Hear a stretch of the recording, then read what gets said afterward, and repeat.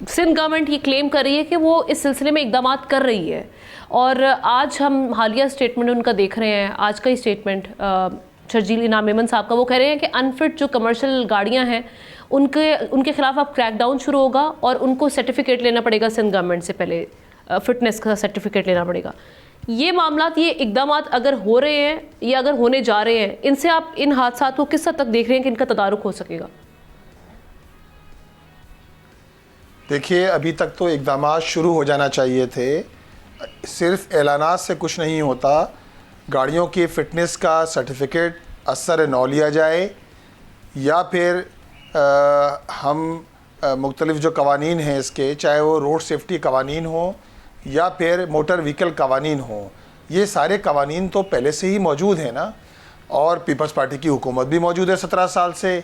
तो ऐसा क्यों नहीं है कि इन कवानीन पर अमल दरामद करवाया जाए। और ये कवानीन वही हैं जिसका हम भी मुतालबा कर रहे हैं कि इन कवानीन पे अमल दरामद होगा तो उसके नतीजे में जो रेकलेस ड्राइविंग है, जो गाड़ियों की ओवरलोडिंग है, जो गाड़ियों की ओवरटेकिंग है, जो सिग्नल तोड़ना है, जो लेन बनाई गई है हैवी ट्रैफिक के लिए उसको तोड़ना है, इन सारी चीज़ों का तदारुक हो सकता है। इसी तरह जो ड्राइवर, कम उम्र ड्राइवर गाड़ी चला रहे हैं, उनके पास लाइसेंस नहीं है, उनके पास शनाख्ती कार्ड मौजूद नहीं है, लाइसेंस नहीं है, गाड़ियों का कागजात मौजूद नहीं है, या फिर गाड़ियों की फ़िटनेस का मामला है।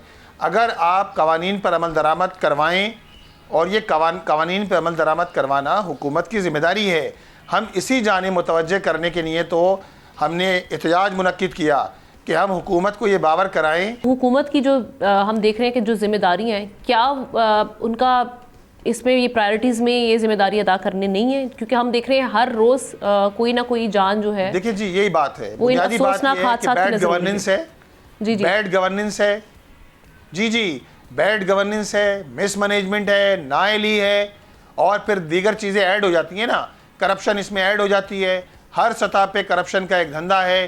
ट्रैफिक पुलिस अपने करने के काम नहीं कर रही, जो अफसरान हैं उनको जो काम करना है वो काम अंजाम नहीं दे रहे, जिसका नतीजा ये है कि हर तरफ हमें मिसमैनेजमेंट की शक्ल में नज़र आ रहा है। और ये मिसमैनेजमेंट, नाअहली लोगों की जान ले रही है।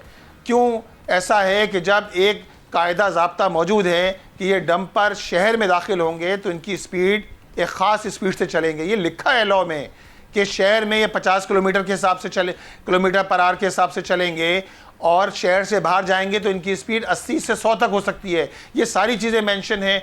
लेकिन जब इन चीज़ों पर अमल दरामद कराने वाला कोई ना हो, जब हुकूमत नाम की कोई चीज़ नज़र ना आती हो, जब इदारे सिर्फ रिश्वत बाजारी का जरिया बन जाएं, तो फिर इस तरह के मामला तो होते हैं ना।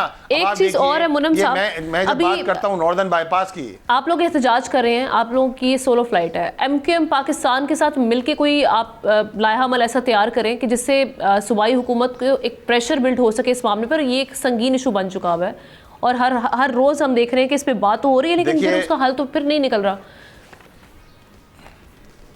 देखिए, हल उसका निकलेगा। आज अगर बात हो रही है तो बात होने के नतीजे में ही तो ये मौजू बना है ना जी। आप मुझे बताइए कि अगर बिजली का मसला हो, पानी का मसला हो, जमात इस्लामी हर मौजू पे बात कर रही है। जभी तो आज लोगों को पता है कि IPPs भी कुछ होता है, के इलेक्ट्रिक भी कुछ होता है, वरना तो लोगों को ये भी नहीं पता था कि उनके साथ जुल्म करने वाला कौन है, MQM के साथ इस मामले पर बैठा जा सकता है, अपना किरदार अदा करना चाहिए। अच्छा देखें, हम तो अभी परसों मीटिंग हुई, सारी पार्टियां मौजूद थी, ठीक, और वजीर ट्रांसपोर्ट साहब ने मीटिंग बुलाई थी, उसमें वजीर दाखिला भी मौजूद थे, MQM भी मौजूद थी, ANP भी मौजूद थी, सारे लोग मौजूद थे, हम बैठे थे। लेकिन देखें, बैठा जाएगा तो फिर फेयर तरीके से बात की जाएगी। सिर्फ उसके नतीजे में ये नहीं होगा कि इश्तियाल अंगेज़ी और इश्तियाल अंगेज़ी। कराची किसी इश्तियाल अंगेज़ी का मुतहम्मिल नहीं हो सकता, कराची किसी जलाओ गिराव का मुतहम्मिल नहीं हो सकता। इस शहर ने ऐसे बहुत से हादसात देखे हैं, और जब मैं ये बात कह रहा हूँ तो ये बात भी आपके भी पेश नज़र रहे कि MQM तो वफाकी हुकूमत का हिस्सा है, वफाकी हुकूमत में पीपल्स पार्टी भी है, और MQM के पास तो माशाल्लाह वजारतें भी हैं, मुस्लिम लीग नून भी वफाक का हिस्सा है। और ये जो हम जब नॉर्दर्न बाईपास की बात करते हैं तो नॉर्दर्न बाईपास वफाकी हुकूमत के मातहत आता है। मैं कहता हूं कि अगर नॉर्दर्न बाईपास को आज एक्टिवेट कर दिया जाए तो ये हैवी ट्रैफिक जो शहर में दाखिल होता है शाहराह पाकिस्तान के रास्ते, सुराब गोट से शाहराह पाकिस्तान पर आता है, इसकी ज़रूरत नहीं पड़ेगी। और ये पूरा जो रेजिडेंशियल एरिया है, कमर्शियल हब है, और इसमें रुकावटें आप समझिए शॉर्टली ताकि फिर मैं शारा पाकिस्तान, लियाकताबाद, नाजमाबाद, हबीब बैंक, यहाँ ट्रैफिक की जरूरत नहीं पड़ेगी। ये नॉर्दर्न बाईपास से सुपर हाईवे पर जाएंगे। तो सर इसको एक्टिव क्यों नहीं किया जा रहा? नहीं करवाते अमल दरामद जी। इसको नॉर्दर्न बाईपास को एक्टिव ना करने की क्या वजह आप समझ रहे हैं?